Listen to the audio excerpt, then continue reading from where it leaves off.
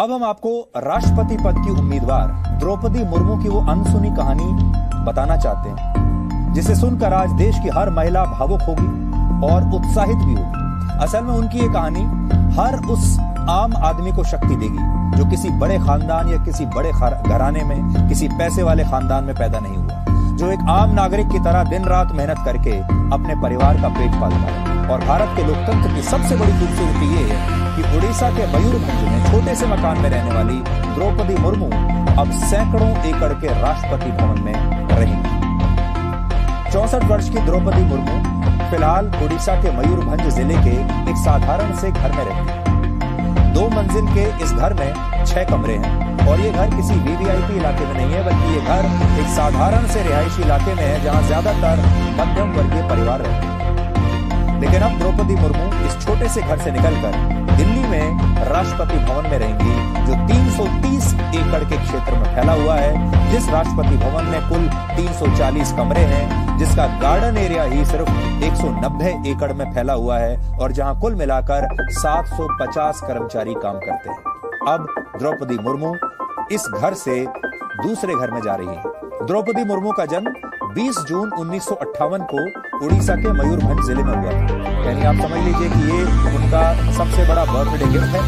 20 जून को उनका जन्मदिन था और 21 जून को उनके राष्ट्रपति पद के उम्मीदवार बनने का ऐलान हुआ। दिलचस्प बात यह है कि अगर वो राष्ट्रपति का चुनाव जीत जाती तो वो देश की पहली ऐसी राष्ट्रपति बन जाएंगी जिनका जन्म आजादी के बाद हुआ, यानी जिनकी जो उम्र है वो आजाद भारत से कम।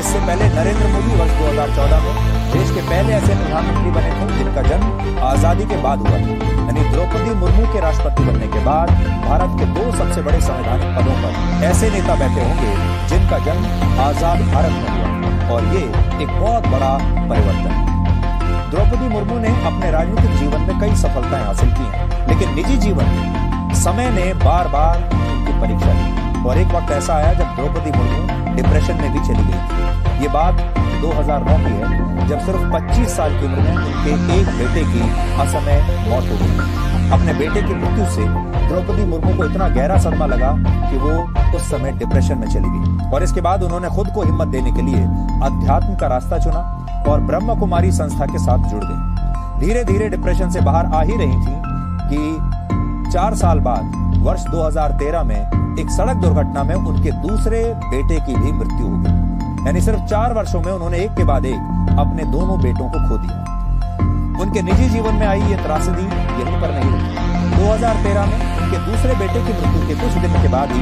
उनकी मां की मृत्यु हुई और उसके बाद उनके भाई का भी देहांत हो गया। और इस तरह 1 महीने में ही द्रौपदी मुर्मू ने पहले अपने बेटे को खोया, फिर अपनी मां को खोया और फिर उनके भाई भी दुनिया से चले गए 1 महीने के अंदर। और जब इन तमाम दुखों को पीछे छोड़कर वो जीवन में आगे बढ़ने की कोशिश कर ही रही थी, तब अगले ही साल 2014 में उनके पति का भी देहांत हुआ।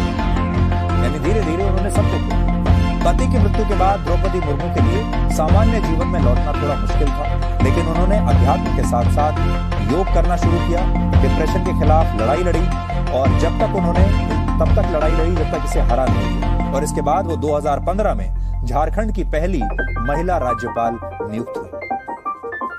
द्रौपदी मुर्मू की सबसे बड़ी खूबी यह है कि वो बहुत विनम्र स्वभाव की हैं और उन्हें जमीन से जुड़ा हुआ नेता माना जाता है। आज जब वो अपने गृह जिले में स्थित एक मंदिर में पूजा के लिए पहुंची तो इस दौरान उन्होंने मंदिर में झाड़ू भी लगाई और वहां मौजूद पुजारियों और आम लोगों से वैसे ही बात की जैसे हमेशा से करती है।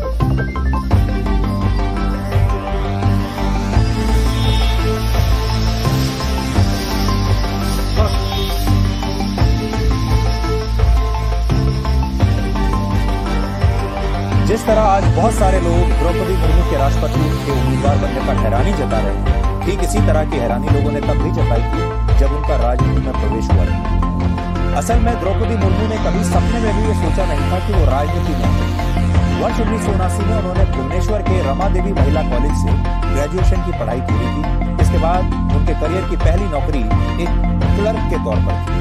द्रौपदी मुर्मू ने अपने करियर की शुरुआत उड़ीसा सरकार के सिंचाई विभाग में एक क्लर्क के तौर पर की। हालांकि इसके बाद उन्होंने नौकरी बदली और फिर वो एक कॉलेज में असिस्टेंट प्रोफेसर बनकर छात्रों को पढ़ाने लगी। यानी पहले क्लर्क रही, इसके बाद शिक्षक बन गई और फिर उनके जीवन में एक बड़ा टर्निंग पॉइंट आया जब वर्ष 1997 में मयूरभंज से वार्ड परिषद बनी, यानी वार्ड पार्षद का चुनाव उन्होंने लड़ा और पार्षद बन भी गई। इसके बाद उन्होंने अपने राजनीतिक जीवन में कभी पीछे मुड़कर देखा नहीं। वो 2 बार उड़ीसा से विधायक बनी और 2000 से 2004 तक उड़ीसा की सरकार में राज्य मंत्री रही। फिर 2015 में उन्हें झारखंड की राज्यपाल के तौर पर की नियुक्ति हुई और उस समय वो राष्ट्रपति भवन में रामनाथ कोविंद से मिलने आई थी और शायद तब उन्होंने ये सोचा भी नहीं होगा कि जिस राष्ट्रपति भवन में वो बतौर राज्यपाल राष्ट्रपति से मिलने के लिए गई हैं, एक दिन उसी राष्ट्रपति भवन में उन्हें प्रवेश मिलेगा भारत के नए राष्ट्रपति के तौर पर। द्रौपदी मुर्मू को विनम्र स्वभाव के होने के साथ साथ एक कड़क नेता भी माना जाता है और वो अक्सर अपने फैसलों को लेकर अड़िग रहती है। 2017 में जब झारखंड में बीजेपी की सरकार थी और रघुवर दास मुख्यमंत्री थे, तब उन्होंने CNT एक्ट और SPT एक्ट में कुछ बदलाव किए थे। ये कानून आदिवासी समुदाय की जमीनों की सुरक्षा से जुड़े हुए थे, लेकिन तत्कालीन सरकार ने इनमें कुछ संशोधन किया और उन्हें उस समय विधानसभा से पास भी करवा लिया। लेकिन जब ये कानून द्रौपदी मुर्मू के पास मंजूरी के लिए पहुंचे, क्योंकि वो राज्यपाल थी, तो उन्होंने हस्ताक्षर करने से मना कर दिया और इन कानूनों को वापस लौटा दिया। उनका कहना था कि ये कानून आदिवासी समुदाय के हित में नहीं है। उस समय रघुवर दास दिल्ली आए, उन्होंने इन कानूनों को पास कराने के लिए बहुत दबाव भी बनाया, लेकिन द्रौपदी मुर्मू मानी नहीं, पीछे नहीं हटी। इसी तरह जब झारखंड की मौजूदा हेमंत सोरेन की सरकार ने 2019 में एक संशोधित कानून द्रौपदी मुर्मू के पास मंजूरी के लिए भेजा, तो उन्होंने उसे भी न्याय संगत नहीं माना और इस कानून को वापस लौटा दिया। मतलब ये है कि द्रौपदी मुर्मू एक ऐसी राज्यपाल थी जिन्होंने अपने विवेक से अपने फैसले लिए, दबाव में नहीं, किसी के दबाव में नहीं आई और न ही सरकार की रबर स्टैंप वो कभी बनी। क्योंकि बहुत सारे लोग ये कह रहे हैं अभी भी कि वो एक रबर स्टैंप राष्ट्रपति बनेंगी, सरकार के कहने पर चलेंगी। लेकिन द्रौपदी मुर्मू पढ़ी लिखी, सरकारी नौकरी कर चुकी हैं, शिक्षक रह चुकी हैं, विधायक रह चुकी हैं, मंत्री रह चुकी हैं, राज्यपाल रह चुकी हैं और वो जानती हैं कि क्या सही है और क्या गलत है।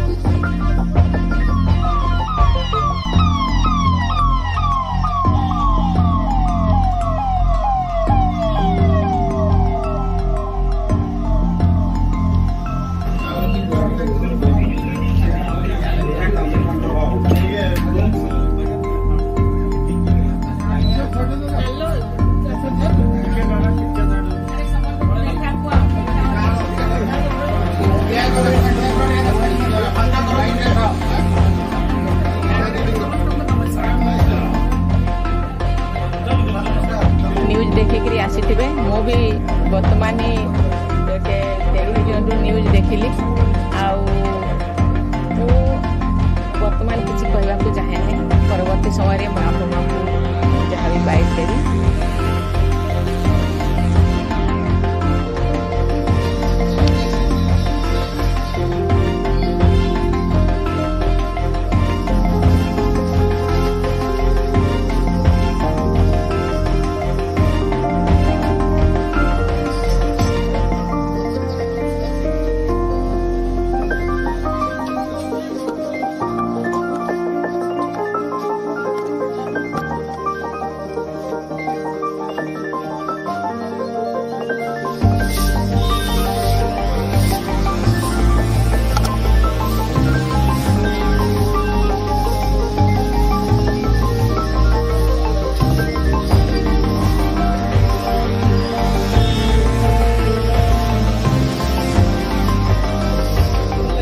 अच्छा लग रहा है कि